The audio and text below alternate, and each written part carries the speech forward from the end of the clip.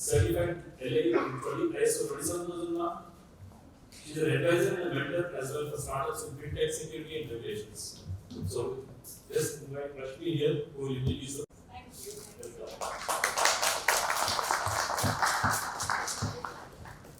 Energy to catch the cops. Good morning. Good morning. No? Notinterested.com. Alright. I think I'm sure you're listening to a lot of numbers since morning, a lot of stats. These many attacks, Telangana being the highest. Also think through, Telangana might be highest because they are at least reporting it. Right? That's also a possibility. Keeping all that questions on your mind, let's move on to the most important topic of the day. We're trying to dissect a cyber fraud here. And to join me for that, I have chosen hand-picked panelists here with us, definitely. And then I would request all of you to please get some energy in yourself. So to do that, let's put your left hand forward. All of you. Any confusion? Which is your left hand? Okay, and then your right hand forward. And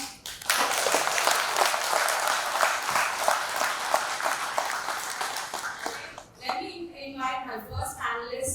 All the panelists have been handpicked, and there is a reason why we have handpicked them.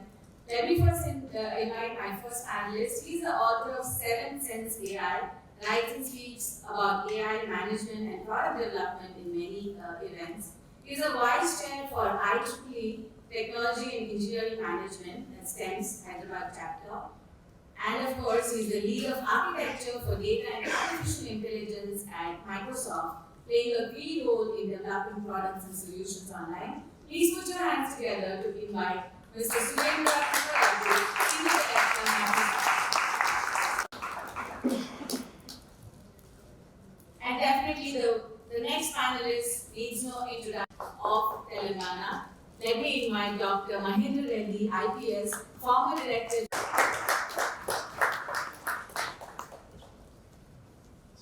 For medical reasons, our third panelist, Lady Victor.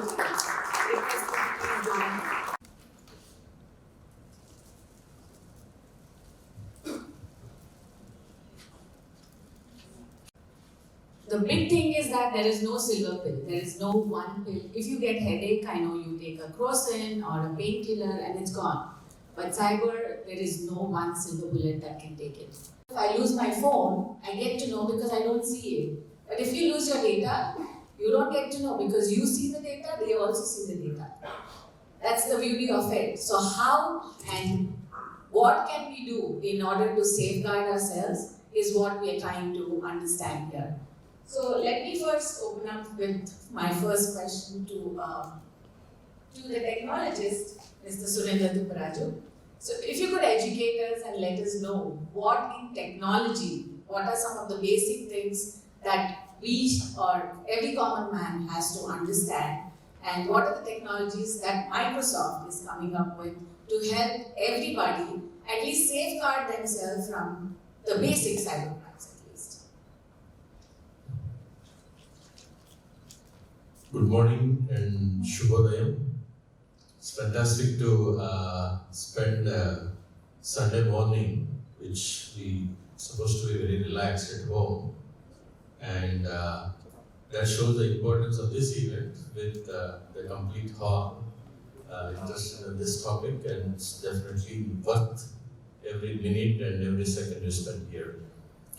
So coming back to the question, or before I answer that question, I wanted to just share a small story, if I'm allowed. Sometime back I was sitting in a coffee shop and enjoying my coffee, and there was a couple who was next table with a 5 or 6 years old girl. And apparently that coffee shop had this automatic sensor of the door which will open if somebody just steps in. Okay? And that girl happens to go to near the door, it opens, she comes back. She realized that if she stops at a particular spot, the door will open. So she started next, she was putting her leg first. After that, she grabbed a napkin and putting it in the spot it was opening. After that, she was trying to grab some coffee cups and put it there. So initially, it was very, very cute observing that. And after a few minutes, it was becoming little irritant. Okay. And then the mother basically softly warns her, don't do that, it's disturbing to others, because napkins were flying all over the place and all that. And then after a few warnings, the mother takes her, puts her into the baby seat and puts the belt. The story overs there. So what is got to do with the cyber security or cyber crime?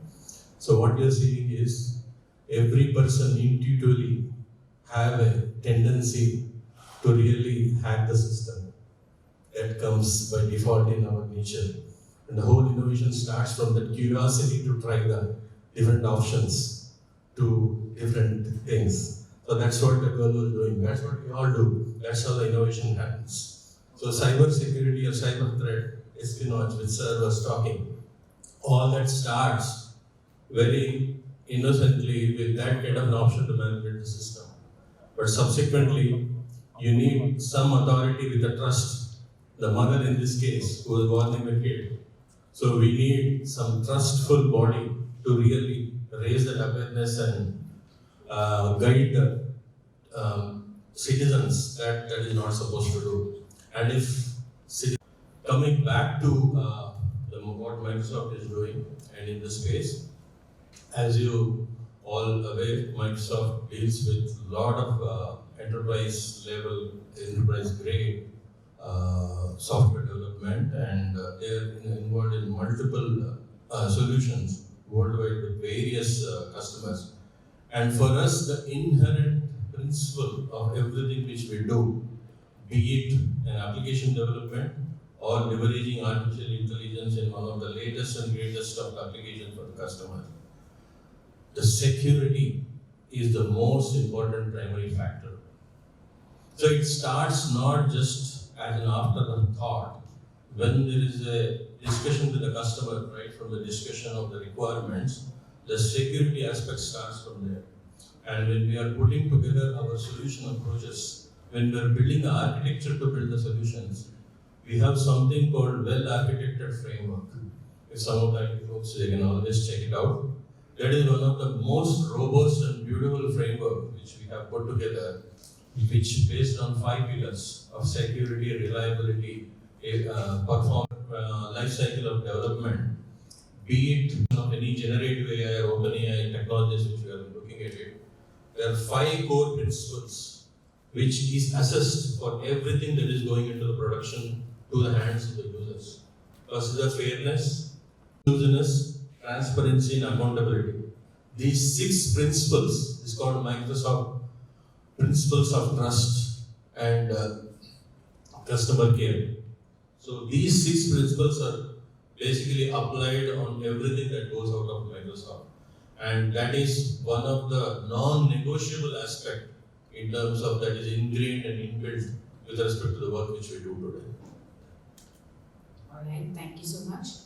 Moving on, I think one of the lot of work in your 35 years of experience in Telangana, lot of work in terms of IT and also in terms of cybersecurity. If you could educate all of us, what are the initiatives that were taken which are still there and which everybody can be educated with and can make use of?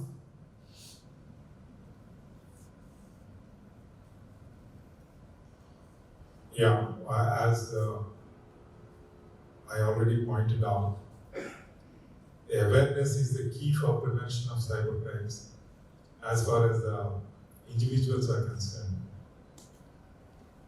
As far as the businesses and industries are concerned, I strongly feel that they must build the necessary security infrastructure so that the data is not theirs. They are the custodian of several customers' data with them.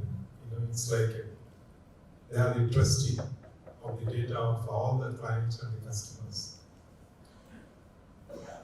And when a cyber offender wants to target individuals, he has to do a lot of hard work. And then out of 100 people that he tries, he may be able to trick one and then get the success. But whereas there is a data leakage from the organizations, and everyone, such client or customer, can become a target because this data can be manipulated in several ways. I was just sharing with Rashmi before the panel discussion started. You know, in the US, several of our NRIs, the Indians, they apply for the house loans, the car loans, and different kinds of things. So data from one of the organizations are leaked. So that means the offenders, the cyber offenders, have all the list of people who have applied for the home loans. So systematically, one by one, they send messages saying that the home loan is sanctioned. Now they can pay some advance for the processing as fee, and then later they will get their amounts, the loan sanctions. Now in the process, they targeted and then they could trick hundreds and hundreds of NRIs who are all educated, who are all working in the IT industry, and yet they have been duped. The moral of the story is that the data security, in my opinion, the data held by the various institutions, establishments, businesses, that security is the number one priority for us because the damage that can cause is phenomenal. Coming to the individuals, the only solution, as I could see in the last 20 years of my journey in this IT and the technologies, is the awareness. And once an individual is aware, then his ability to respond to any such tricks by the cyber offenders, he would be able to tackle and also educate 10 others in the vicinity and the community. So therefore the ISC2, what they have proposed to get engaged with the communities and do in fact, Cyber Security Council, as part of what Telangana Police has been doing, Cyber Security Council in the last 10 years, they have done tremendous work in terms of bringing awareness as far as the cyber crimes and the cyber safety environment that needs to be maintained by each and every individual in our communities. As far as the police per se is concerned, we have, first of all, educated our own staff and officers. We have gone up to the level of the police stations. In each of the police stations, we have a very well-trained set of police personnel, cyber warriors. Their job is not only investigation, but to go around the communities and then bring this awareness on a daily and regular basis. So centrally located unit, we would prepare all the literature, the pamphlets, and the communication tools, so that these officers who are in the police station are able to reach. Similarly, we have several specialized units like women safety wing, the child safety wing. Now, there we use the high-end technologies, and we have been able to reach all the schools at one go, all the institutions at one go, all the target groups. And then lakhs of people have been brought on a single platform. And then these awareness programs were undertaken on a regular basis. Then we also have institutional frameworks for ensuring that this happens on a continuing basis. It's not that one time we do and then leave it there. That's not enough. Because forgetfulness is the boon of human life. So even the persons who are well aware, after some time they forget it and they get tricked and then they lose the money. So therefore it has to be a constant effort that should go on. And Telangana Police, in terms of setting up those institutions and then taking up this into the communities on a regular basis, that has been going on. And I'm sure with the ISC2 and also the SCSC, the industry partnership, we would be able to do much more and then ensure that the people do not fall prey to the cyber offenders and their tricks. Thank you so much, Mahendra Reddy Garu. So, my next question will be to Mahesh. Mahesh, you're working on all the emerging technologies, right? So, can you educate us how these emerging technologies are actually also taking care of cyber threat that's there, and all these emerging technologies, maybe say crypto or quantum? Yes. So firstly, in any security, the biggest link is humans. So this is an inevitable factor that we can't control. Eventually, people will fall prey for that.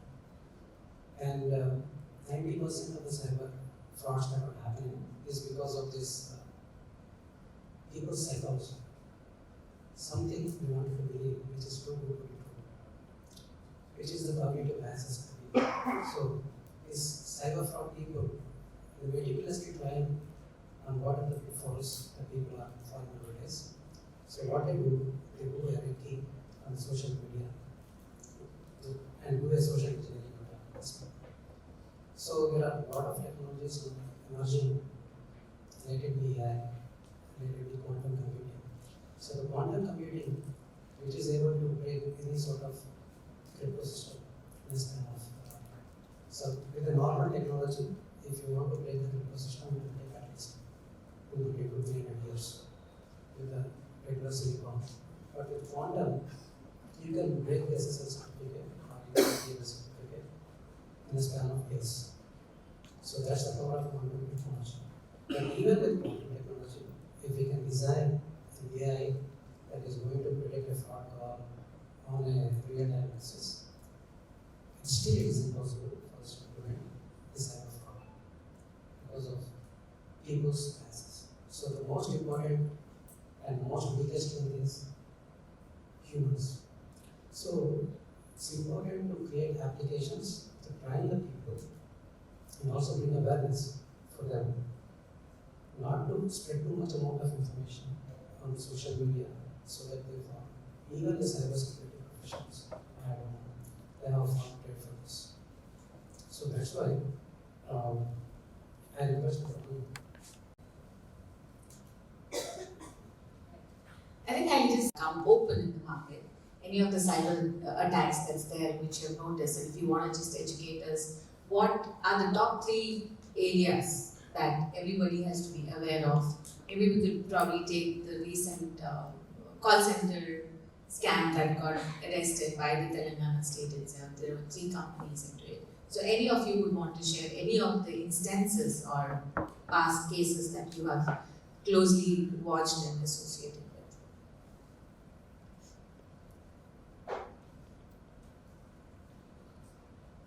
In fact, I had my attack or basically trial to attack right in the morning itself.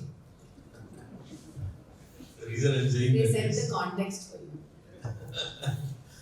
because if you use your email, any of the emails, be it a live or Gmail or anything, I'm sure everybody knows how much of spam email we encounter. And it's not a one incident sometime in past, but every day, every moment we've been attacked. In fact, our metrics shows that post COVID, where the remote work and hybrid work has come into the picture, the attack surface has increased tremendously for each and every one of us. So, one important awareness or takeaway is that there are no free goodies anywhere. Okay? So first stop trusting your emails which you get it promising a lot of goodies. Okay, that's the first thing. And the whole awareness starts from there. Okay. And in fact it is so prominent. How many of you heard ChatGPT? And how many of you heard Fraud GPT? How many of you heard about Warm GPT? So, while the ChatGPT is exposing us with a lot of opportunities to write emails for us, create documents for us. Equivalently enough, the fraud GPT can write suspicious emails, which are very promising. It can embed the links to hack your personal information. It can create a very familiar voice of your spouse or a friend and make you a call, okay? So these are learning models, by the way, these are large learning models, and that is emerging super fast. As we speak, they are actually maturing, okay? So one of the most important thing is, and we don't have the governing laws or the ways to attack, as Mahesh was telling, just with technology, while the hackers are basically catching up, the governing laws and the policies and other things will take some time. That's how the things work, okay? So it is a responsibility of each and every individual, okay, in order to see what is the personal attack surface, which are the aspects within our home, within our surrounding, within the devices, how we conduct ourselves, what we are exposing in terms of information. Be aware, okay, be conscious of that. If you're using some voice assistant at home, like Alexa, we feel that Alexa is actually responding only when we say Alexa, but actually it is constantly listening to you when you say Alexa. That means every bit of your voice information is getting recorded there, okay? And a lot of people doesn't know about it. So these are the couple of lifestyle awareness which we consciously has to embed ourselves. Otherwise, there is no shortcut for this. Okay, it's going to be a lifestyle thing. It's going to be life conscious thing, that each and every moment, what we are interacting with, what kind of information we are sharing, how we are sharing, what kind of devices we are associated with it, and have this habit within Microsoft itself. We have this policy of kind of complete refresh every couple of months with respect to your old emails, archiving them, and making sure that some of the information which is out there has been destroyed or completely removed. And if you have very old devices, especially mobiles and all, those are the most easiest way to get to the information, okay? So responsibly, carefully handle them. If they are not using it, destroy them very, very responsibly. There are a lot of agencies out there, even government itself, like within Microsoft campuses, have installed some of the ways and policies to destroy some of the old devices which you have. So these are some of the areas which I would strongly suggest that everybody take responsibility, and everybody has to fight the cybercrime. It's not one policy or one body. That's what I would suggest. I would like to give the field where how offenders are getting organized themselves. You must have heard Jamtara, Meva. These are the areas where villages by villages they have converted themselves into call centers. Every house has a call center, and each one of them have hundreds and hundreds of SIM cards. And then 24/7 now, they are trying to trick the people to make them victims. So, incidentally, we try to understand how it happened in a particular village, in a particular area. So, someone would have started in the beginning, he would have earned a lot of money, so all the unemployed youth, they got into that. One after another, series of call centers have been established. And they take precautions to see that they don't victimize the local populations. So that local police do not, they don't come under the scanner of the local law enforcement agencies. So like this, now some centers have emerged in the country because of the cultural peer practice over a period of time. Now they have become very strong centers. So therefore, what government of India did was that to ensure that these centers are broken and neutralized. So they have established 7 regional centers of coordination and also cybercrime investigation, including this Rajasthan, Jharkhand, and similarly parts of Gurgaon and surrounding areas, where these things have been like a really organized group of individuals. So imagine that when such people are trying day in and day out, and every moment, and we hear hundreds and hundreds of call centers coming up and doing this. So naturally, some citizen or the other, in some part of the country or the other, they fall prey and then they are able to get harmed.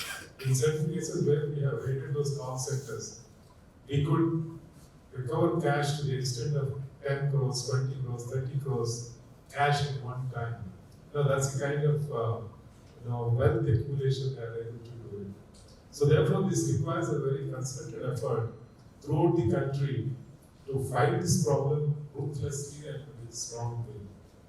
It's not only the Hyderabad City Police and Hyderabad State, the Telangana State. Why we decided to register each and every case is that once you have the data, then that will motivate you to pursue the leads and then break these networks.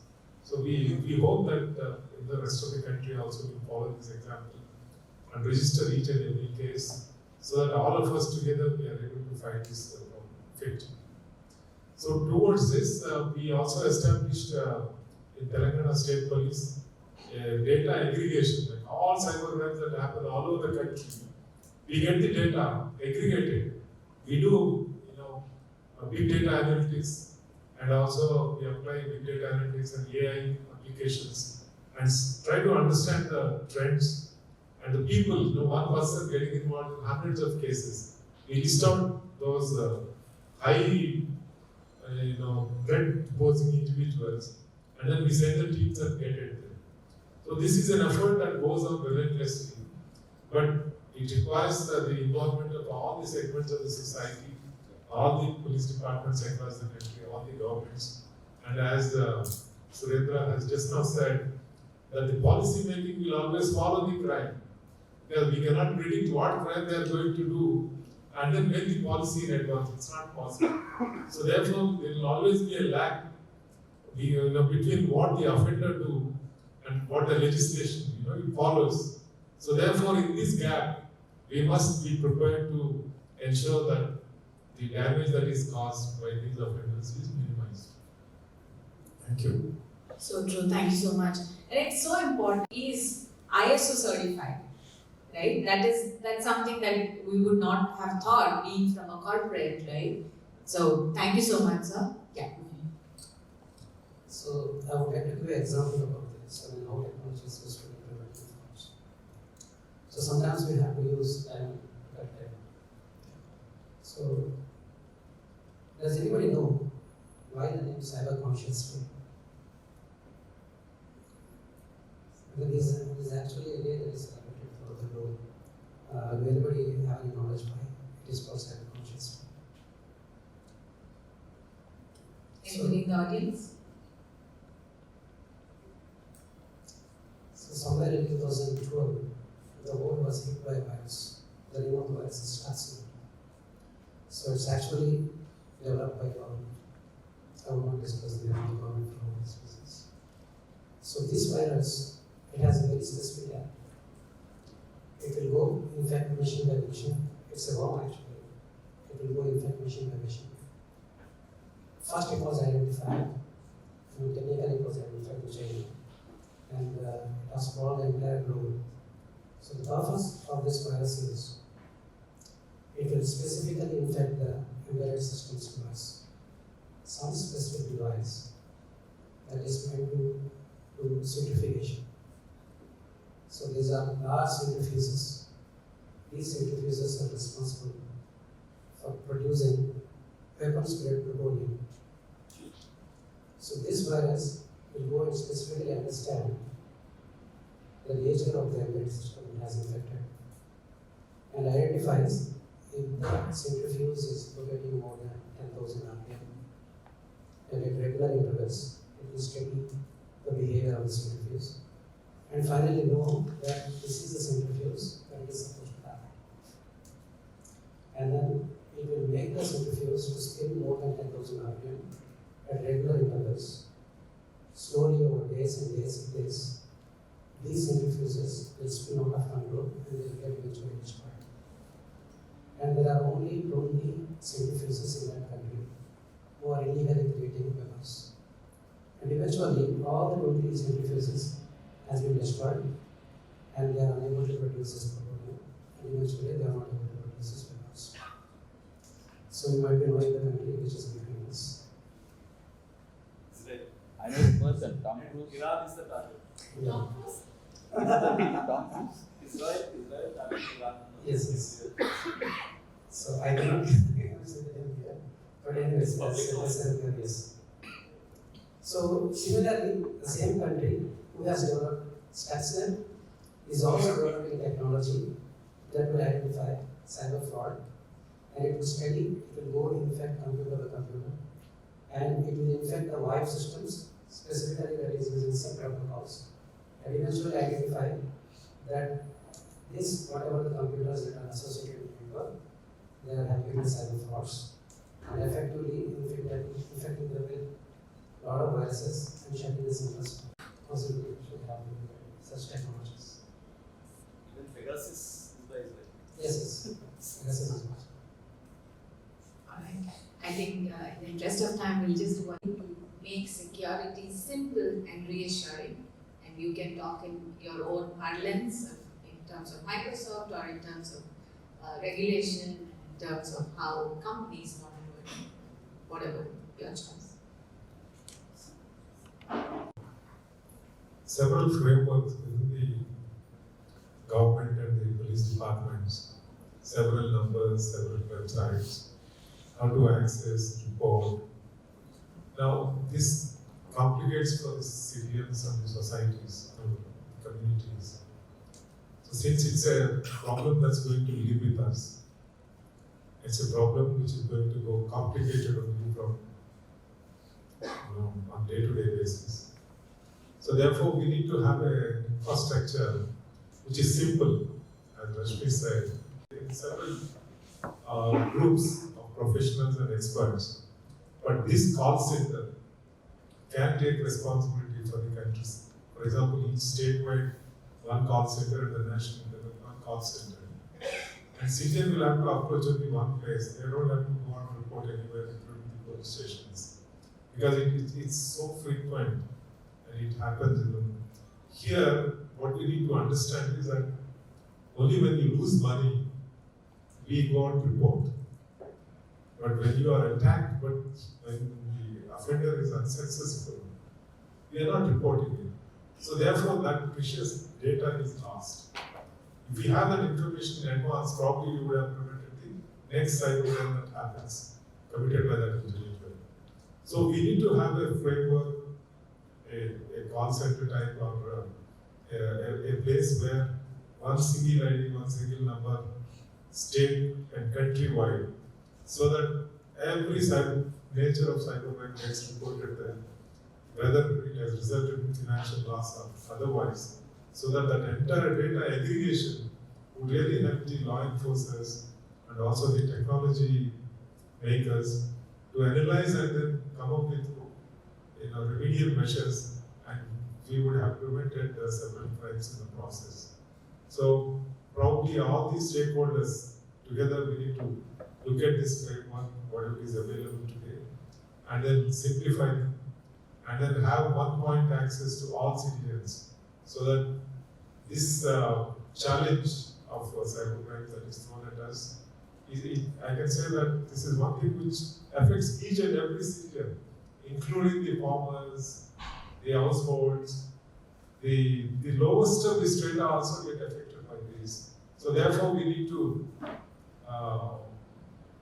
evolve such kind of framework so that it is effective, easy to access, and then they get the justice instantaneously. Thank you. And trying to spread the word. But this area is not something related to me. We talk about securities, but the fundamentals of security start right from the most restrictive approach. Probably last 3, 4, 5 years, but we are still not there. and we try to implement zero trust. It doesn't work out well through, and then we have a backup plan. So, what do you think about this?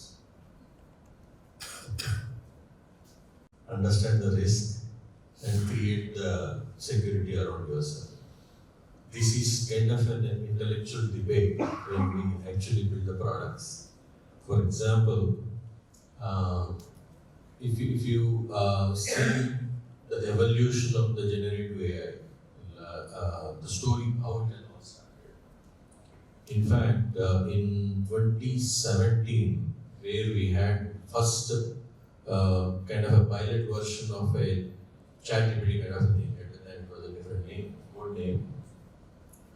It was ready, it was very smart, it was able to answer, it was able to generate, but we didn't have the enough controls, okay, and the technology, how to restrict its generative capability, where to restrict.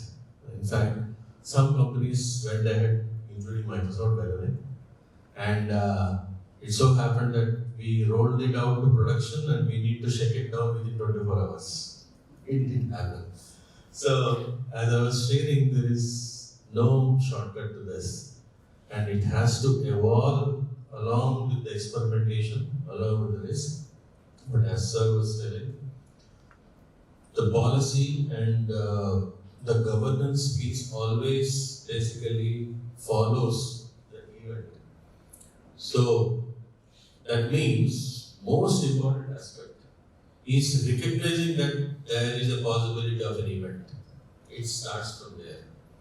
If you just look at the metrics today, 22% of all our financial transactions are happening non-cash, whether it be GPays or phone pays or anything.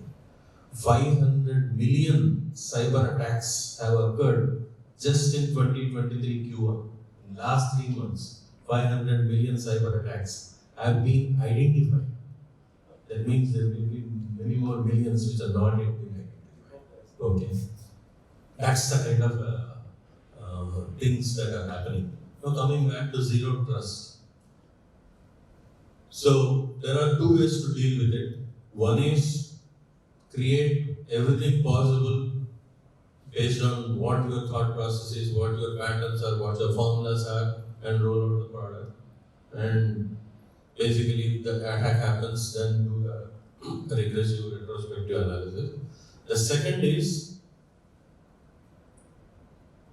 create the capability, create the awareness, and create the framework like a fail fast. So if the attack happens, how fast you can respond.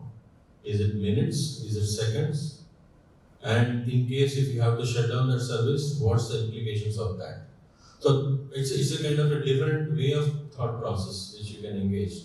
And that's what we are trying to do. In fact, any of the services which we are rolling it out, it's not about having the zero defect out there. It is about our ability to respond if something goes wrong and how fast we can respond, and if something goes wrong, how much damage it can create. So these two aspects are debated, discussed extensively, piloted, verified, and built that into the framework before we roll out the product. So zero trust is kind of a North Star, but there are different ways to approach it. But I think it's very, very interesting. It's like driving your vehicle, right? You're consciously aware of not just what's happening in front of you, what's happening behind you, what's happening on the side of you. Okay? It's not about you being a perfect driver. You also have to be aware of the other drivers on the road. Okay? That's what this like cybersecurity is. Thank you, and I'm sure this is a very interesting topic. All of us have a lot of things to share, and all of you would want to understand a lot of things. We are still available on the floor. If anybody wants to catch up for any questions. In the interest of time, I'll be winding up, and I would like to especially thank each and every one of you for being here and sharing your experience and knowledge. And I would like to thank ISC too to giving us this opportunity and helping us help everybody. Thank you.